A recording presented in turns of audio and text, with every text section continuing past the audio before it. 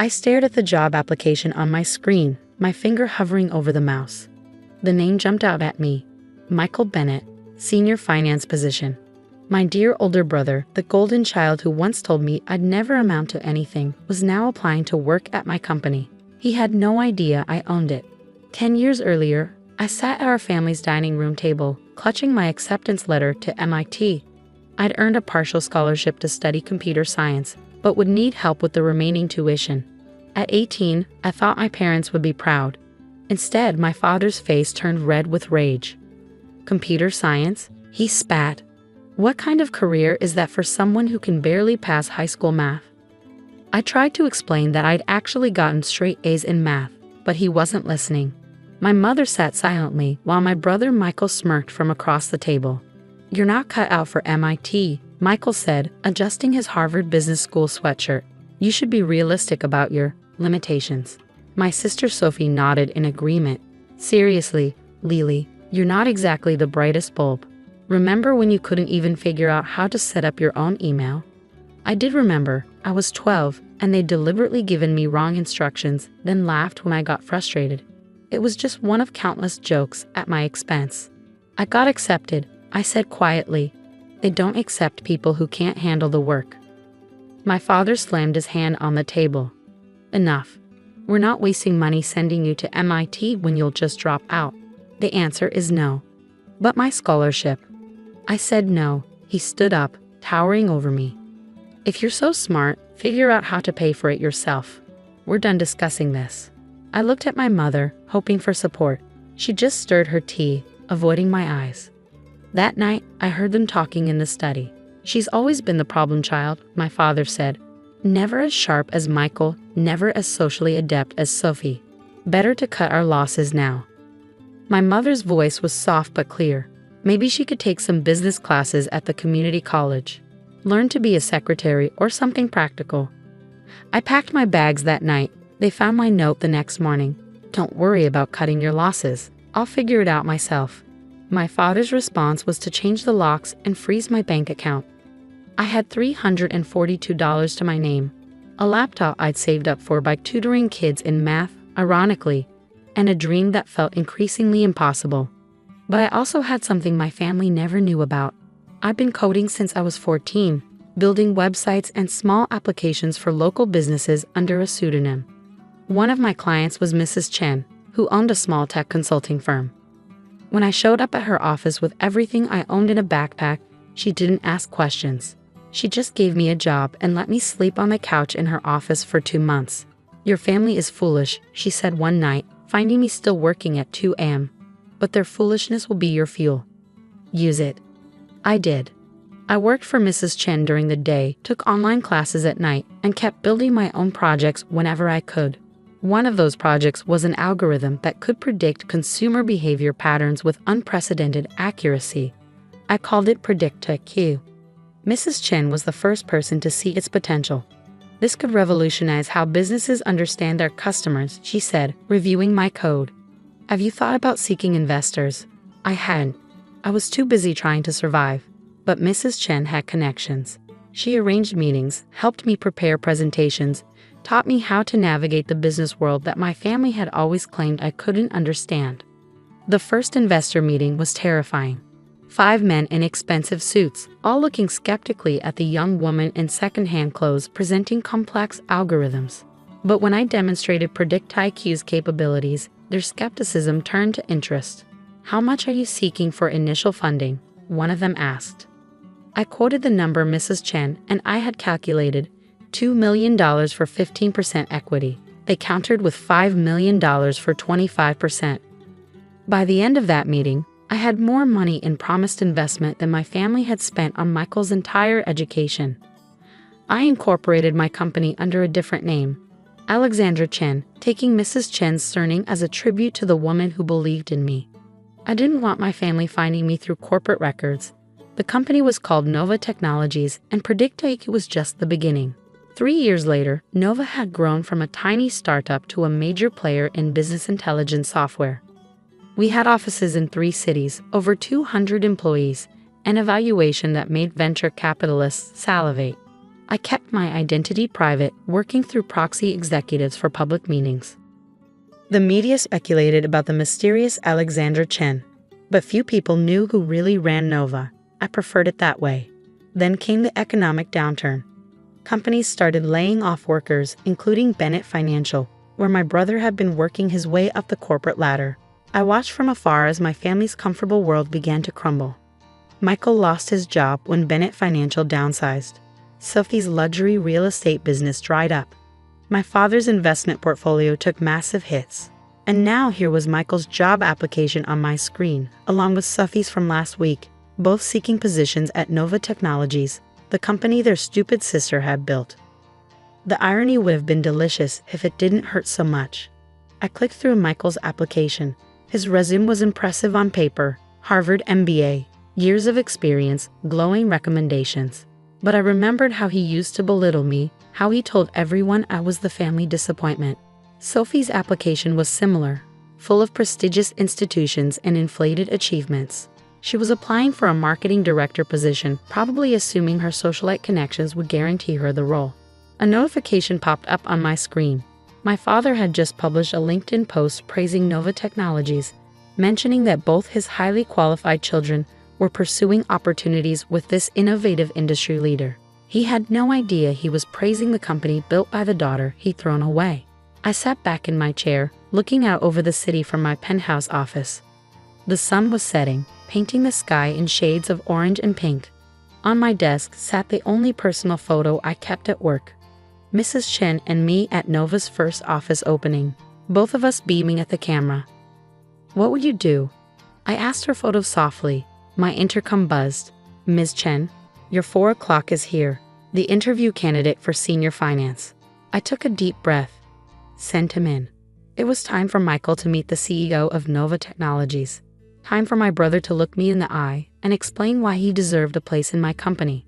I straightened my designer blazer, no secondhand clothes anymore, and touched the MIT class ring on my finger. A small reminder of the dream I'd achieved despite them. The door opened and Michael walked in, his confident smile faltering slightly as recognition dawned. "Hello, Michael," I said calmly. "Please have a seat. Let's discuss your qualifications." His face went through a range of emotions: shock, confusion, disbelief, and finally, fear.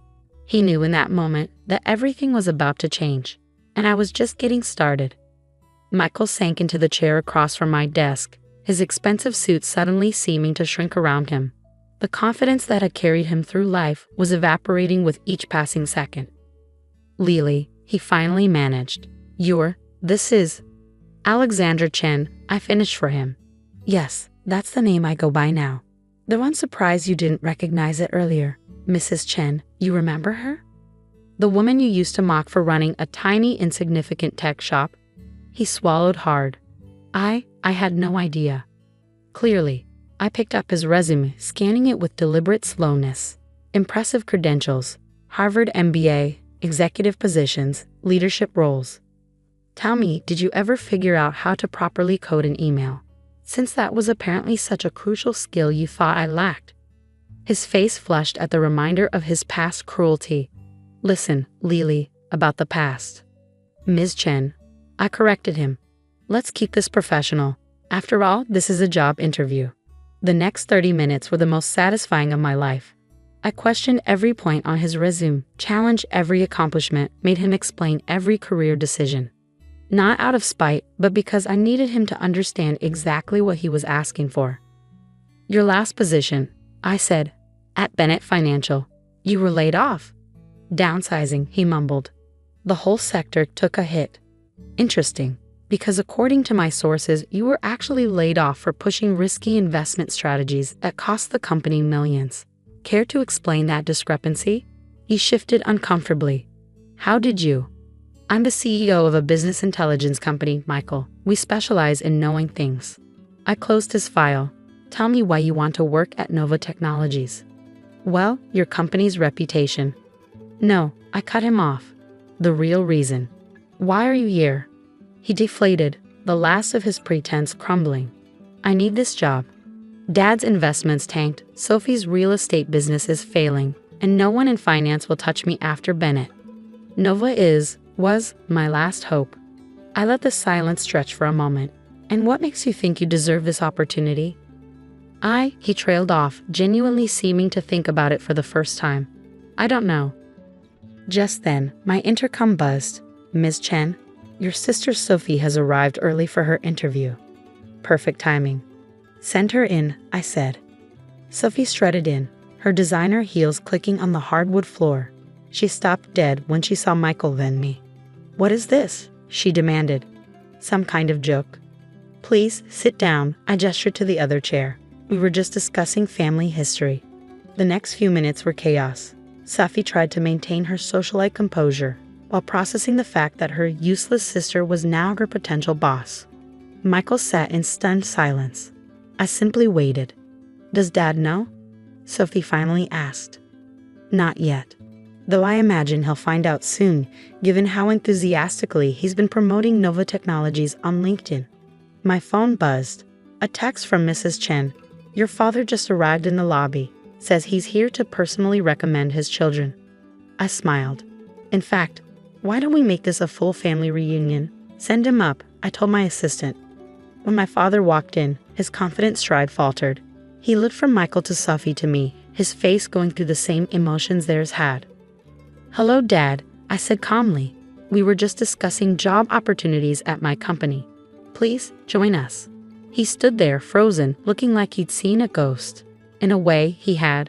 The ghost of the daughter he'd dismissed and discarded. You, he started, then stopped. Yes, me. The daughter you kicked out for daring to dream of MIT. The one you call useless. I stood up, my height now matching his. The one who built a billion-dollar company while you were busy praising Michael's mediocre achievements and Sophie's hollow successes. Lily, we didn't, Sophie began. Ms. Chen. I corrected again. And yes, you did. All of you. You spent years convincing yourselves I was worthless because I didn't fit your narrow definition of success. Well, now look where we are.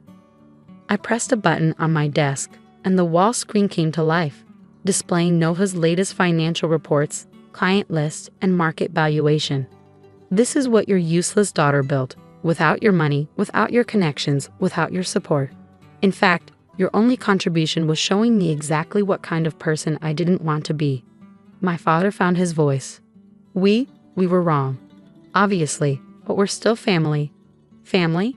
I laughed. Family doesn't throw their daughter out at 18. Family doesn't mock and belittle and dismiss. The only family I've had for the past 10 years is Mrs. Chen, who believed in me when you couldn't be bothered to try. I picked up their applications. You want jobs? Fine, here's what's going to happen. You'll start at entry-level positions, no special treatment, no executive roles. You'll work your way up based on actual merit, not family connections. And if you ever mention our relationship to anyone in this company, you're done. Those are my terms. Entry level? Sophie looked horrified. But my experience is irrelevant. I cut her off. This is a technology company, Sophie. We need people who understand innovation, not social climbing. You want to work here. Prove you can learn, grow, and contribute without riding on someone else's coattails. Michael nodded slowly. That's fair. More than fair, actually. My father stood straighter. Lily, Ms. Chen, I know we can't undo the past, but please give us a chance, though. To what? Make amends? Rebuild bridges? This isn't about reconciliation, Dad. This is business. Pure and simple. I sat back down, every inch the CDO. You have until tomorrow morning to decide. The jobs are available under those terms, no negotiation. Now, I believe we're done here. They filed out silently, looking shell-shocked. As the door closed behind them, I let out a long breath. Mrs. Chen appeared in the doorway. You did well, she said softly. Did I? I asked. Part of me wanted to reject them outright. She smiled. That's why you didn't. Revenge is easy. Teaching them to be better, that's the real challenge. 6 months later, I stood on stage at our annual company meeting, announcing Nova's expansion into international markets. In the audience, I could see Michael in his entry-level analyst position, taking notes and actually paying attention. Sophie was in customer service, learning for the first time in her life what it meant to work without privilege to fall back on. They were different people now. Humbler, harder working, still not family. That bridge had burned too thoroughly, but maybe, eventually, it could become something else. Employees I could respect. My father had declined the job offer. His pride wouldn't let him work under his daughter's authority. Instead, he sent a long email apologizing for the past and asking to meet for coffee sometime. I haven't replied yet. Maybe someday I will. For now, I focus on running my company, mentoring young entrepreneurs who remind me of myself at 18. And having weekly dinners with Mrs. Chen, who still tells me I'm too soft on them sometimes. They're lucky you gave them any chance at all, she said during our last dinner. Maybe, but as I watch them learn and struggle and slowly earn their places at Nova, I realize something. Success isn't just about proving others wrong. Sometimes it's about giving them the chance to prove themselves wrong. Michael and Sophie will never be executives at Nova. They'll never have the power they once took for granted. But they might finally learn the lesson I had to learn alone. True worth isn't inherited or given. It's earned one day at a time through hard work and humility. As for me, I kept the name Alexandra Chen, not to hide anymore, but because it reminds me of who believed in me when no one else would. My MIT ring still sits on my finger, and my useless computer science degree hangs in my office alongside Nova's many awards. Sometimes the best revenge isn't destroying your enemies. It's becoming so successful that they have to come to you for help, and then teaching them the lessons they should have learned long ago. The useless daughter they threw away now signs their paychecks, and every time they cash those checks, they're reminded of exactly how wrong they were. That's worth more than revenge could ever be.